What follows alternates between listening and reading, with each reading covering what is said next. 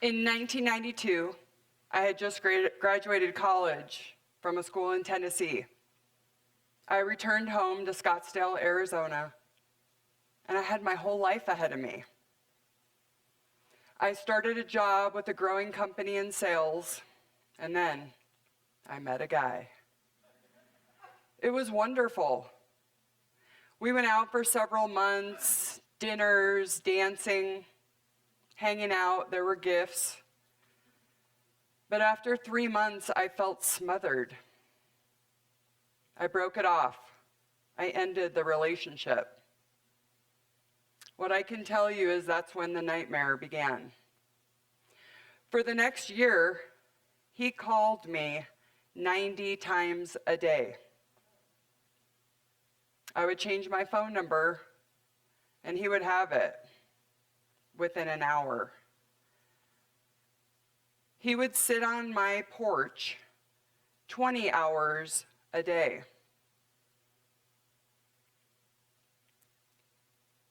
This behavior was making me crazy. He engraved bitch into my car. There was no video and there were no fingerprints to prove that he did it. I knew differently. He sent me 20 dozen roses. That's 240 flowers. It looked like someone had died on my front porch.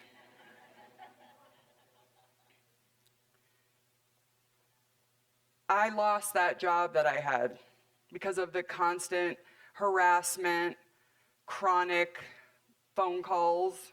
By the way, I was the #1 sales rep in that company. 86 police reports, 3 restraining orders in 3 different cities. He tried to run me off the road on my way to court. There were altercations, ripped clothing, shoving and pushing. I was able to pepper spray him one time. By the way, I highly encourage you to do that downwind.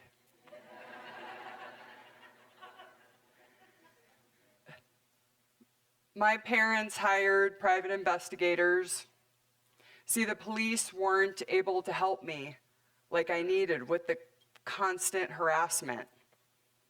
My next job, I worked with kids and adults with disabilities, and I would go out to my vehicle and he would be standing there. He would call my work, talk to my coworkers about how he was going to kill himself and harm me.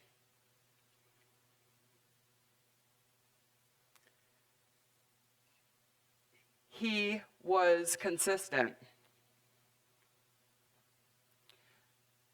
The private investigator came to my parents and said, "Trish, you need to get a gun. You need to get trained, or you need to go on a really long vacation."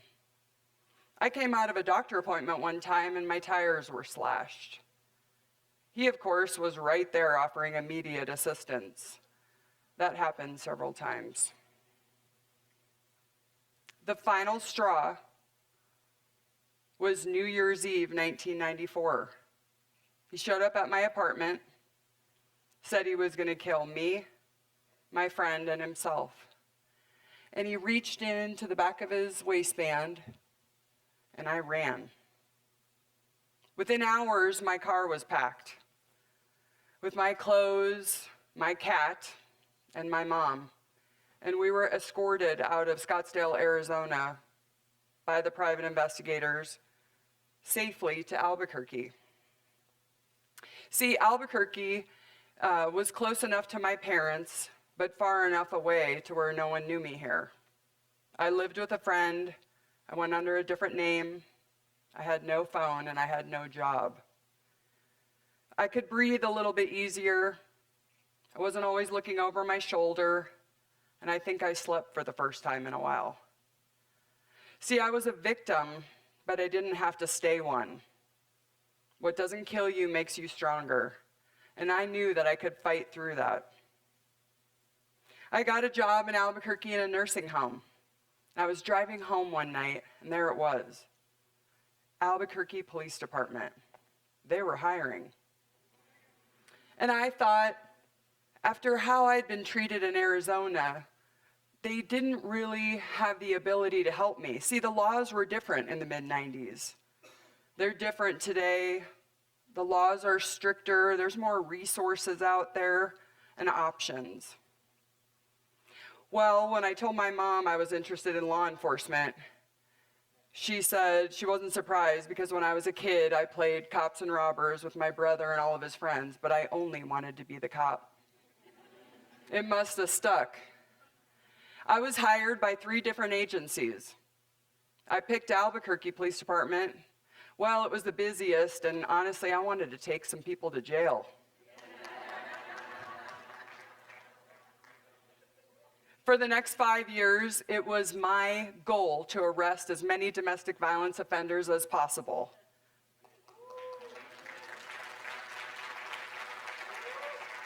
So I had those guys in the backseat of my car on my shift, and I was able to talk to victims and give them opportunities and options if they needed to leave a relationship, and gave them the resources and the tools to do so. So in 2001, I thought I had the flu. I was on patrol. Well, it wasn't the flu. My appendix burst while on duty. And I couldn't work with my gun belt, my vest, and my uniform. So they sent me down to the police academy. And I was rewriting lesson plans, and I actually had an opportunity to teach police cadets. Well, I had an idea while I was there. What if people in the community could get together with people in the police department and learn how to protect themselves? See, I had been a victim, now a police officer, and I wanted to help people help themselves. Well, Women Against Crime was born. Yeah, go ahead.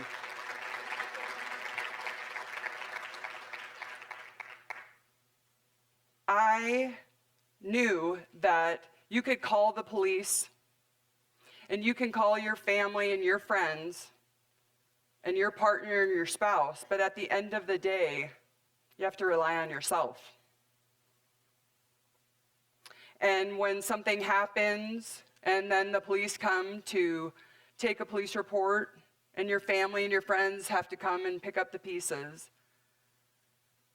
that again, wouldn't it be better if we can rely on ourselves and take our power back? Yeah, go ahead.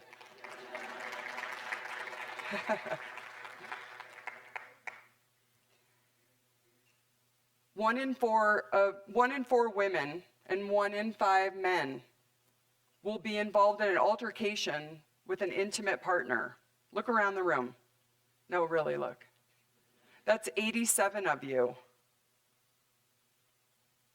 And if it's not you, you might know someone who's involved in a situation like that.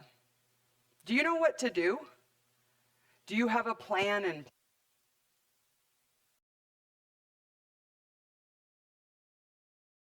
So do you have a plan in place? Do you, be proactive towards your personal safety instead of reactive? Let's take our fear and trauma and turn it into confidence and empowerment. Talk to your friends. Thank you. Talk to your friends about what you would do if you were faced with a situation like mine. There are a lot of men and women out there that have been in that. And what we do with that makes us stronger. Take a class. Watch a video. Get the information somewhere, somehow, by someone.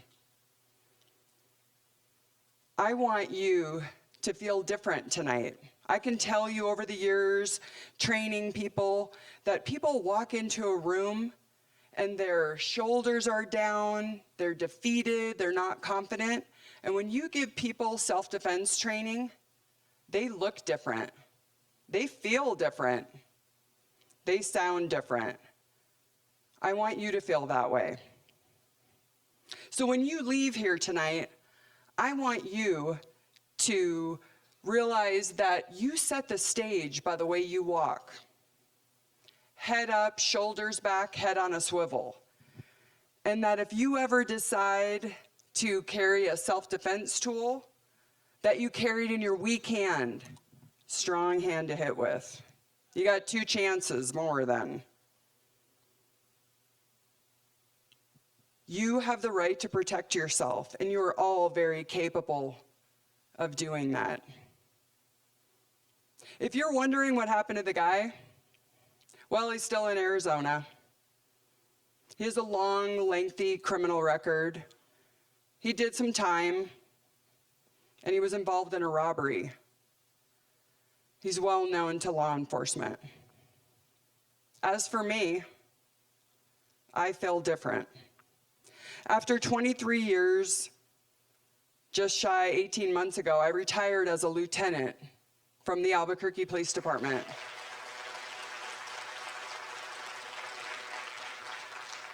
And Women Against Crime had an opportunity now to once again make an impact in the community. I'm considered a civilian. I want to feel safe in the community. So take that opportunity to be proactive. Your past does not define you. Mine was a lesson, not a life sentence. Rely on yourself. Take your power back. You got this.